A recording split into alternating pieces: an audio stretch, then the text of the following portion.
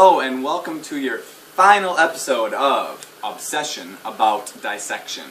Today we're going to learn about the amphibian species, our frog.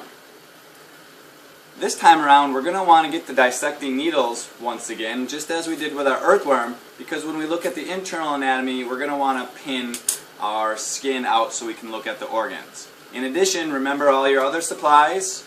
You have your dissecting scissors, your dissecting probe, and forceps. Get a tray, get a frog, and let's start to learn about the external anatomy. Okay, now that we have our supplies, what do we want to do first? And that is read the background information of our lab. This will guide us to the investigation of our frog, as well as pose some thinking questions that we want to answer when we're doing our dissection. So let's do a quick review about our amphibian species, because I know that it's been a few days since we last talked about amphibians. First of all, remember, amphibian means double life, so in the water and out on land. So how can that benefit the frog just by looking at it externally? Well, when it's a tadpole, obviously it's living in the water, and now when it's adult, it's on land and in the water. So on this ventral side, take a look. It's very clear, so as it's swimming on the top, the fish don't get afraid of it because it just looks like light reflecting like the sun normally does on the water. Then, if the frog crawls out, okay, and starts to burrow in some of that mud, it's going to want to look like its surroundings. That's why the top of this frog kind of blends in like kind of grasses, some mosses, maybe even some dirt and mud. So it's a protective camouflage for that frog. Okay, so moving on. Let's put it on its ventral side so that we can look at its dorsal side. You can run your finger down here and actually feel that structure that makes this a vertebrate species. What is that structure? I'll let you think about that. Just run your finger down the edge. You notice that the frog has 4 legs, okay, or 2 legs and 2 arms. But what do you see is different about these structures? These are called the hind legs. Okay, look how big they are. They actually kind of look like maybe an athlete that has big, strong muscles on their legs. What do you suppose those could be used for as it maybe jumps through the air or something like that? Or when it's in the water, what good do the big legs do on the frog? That's what you're going to want to look about, and that's what you're going to want to think about. Then you can take a look at the forearms. Okay, these much smaller than the back. How can those help that frog after it lands? Or maybe when it's swimming in the water, is that going to help guide it when it's swimming? So some things to think about, again, when you're looking at the frog. Also, on the dorsal side, you're going to notice the eyes of the frog. Okay?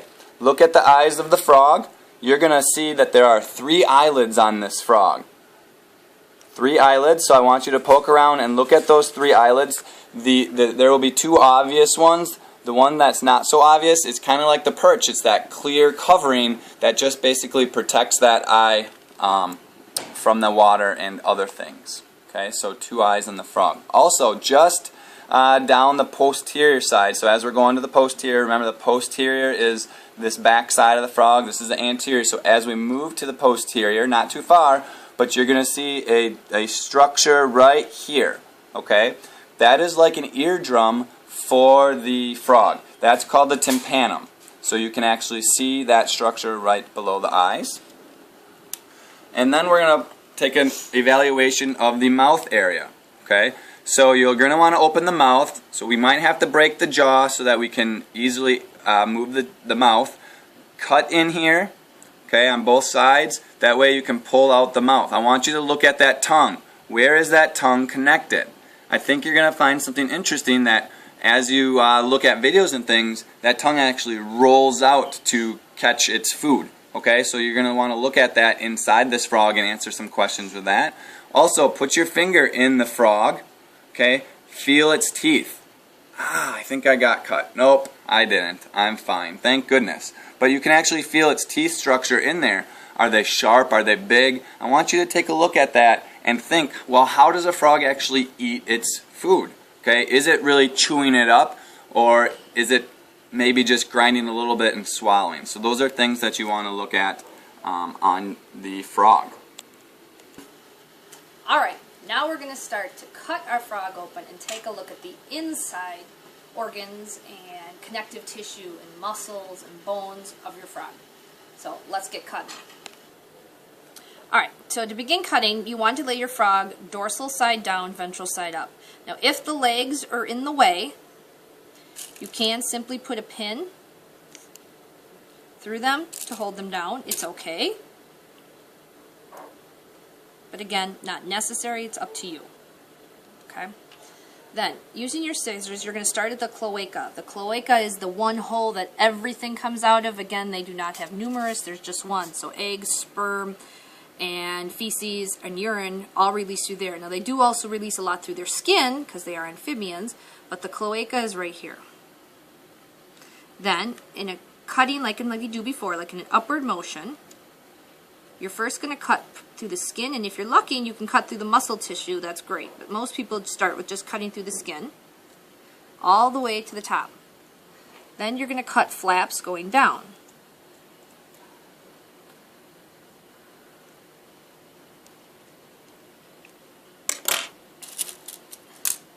And then kind of separate the connective tissue from the skin. Okay, so one side.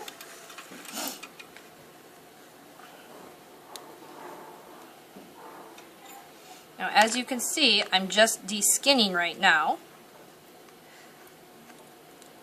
So we can see that incredible six-pack this frog has.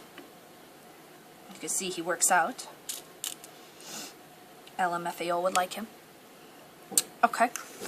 Now, what is present here is the very strong muscular abdomen, and then the portal vein you can also see underneath here.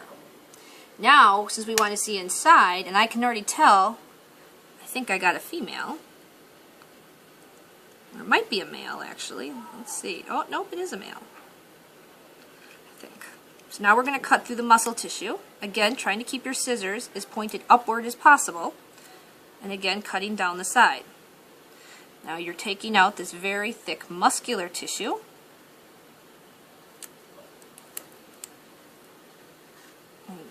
Snipping connective. Again, then use your pin to pin down the muscle and the skin so you can see. We're going to do the same on the other side. You might go through a little bit of rib bone at the top.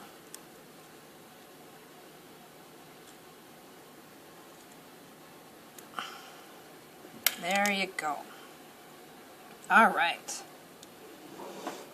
So, now, looking at our frog, we are internally ready to start going through some stuff. Now, first thing we see right here at the top is the heart. Remember how many chambers it is, something we talked about which makes amphibians unique and not having the most efficient heart in the world. What do you think these things are? This is the largest internal organ. You've seen this organ many times in other dissections. This is the liver.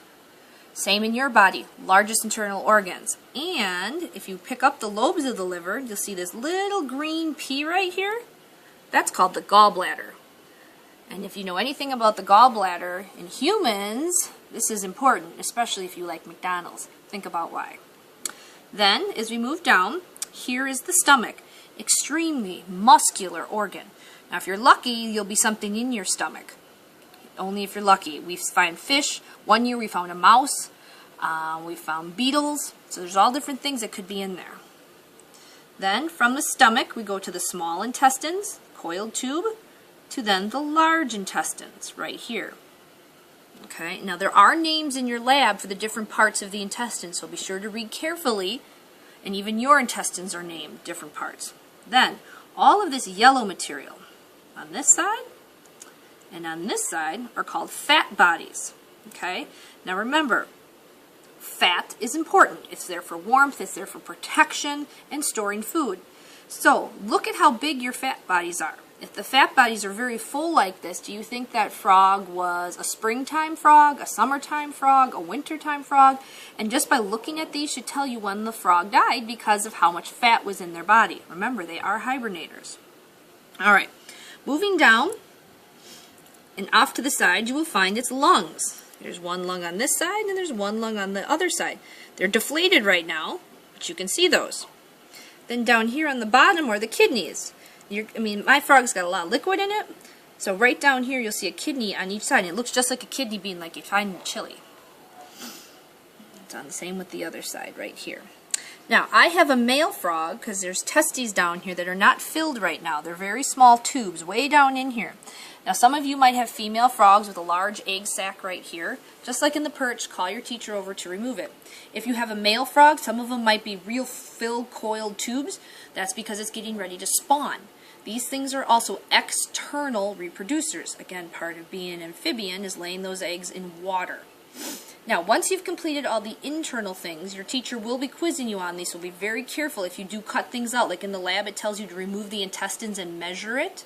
Be sure to leave it on your tray, because I might ask you, or Mr. Nelson might say, where is the duodenum, and you'd have to know where that is. You are welcome to cut down a leg if you want to see some muscle tissue. So just if you want to do this, it's not required. But just if you really want to see what muscle looks like, and powerful muscle, take a look at that quad. And if you want to see the bone, you can actually go through the muscle. And you can actually see bones and joints even if you want. So if you get way down in there, you can actually see the bone right down here. And if you go up toward the knee, you can actually see the joint. It looks very similar to yours. So that is the internal anatomy of your frog. Have fun, be safe, and we'll see you soon.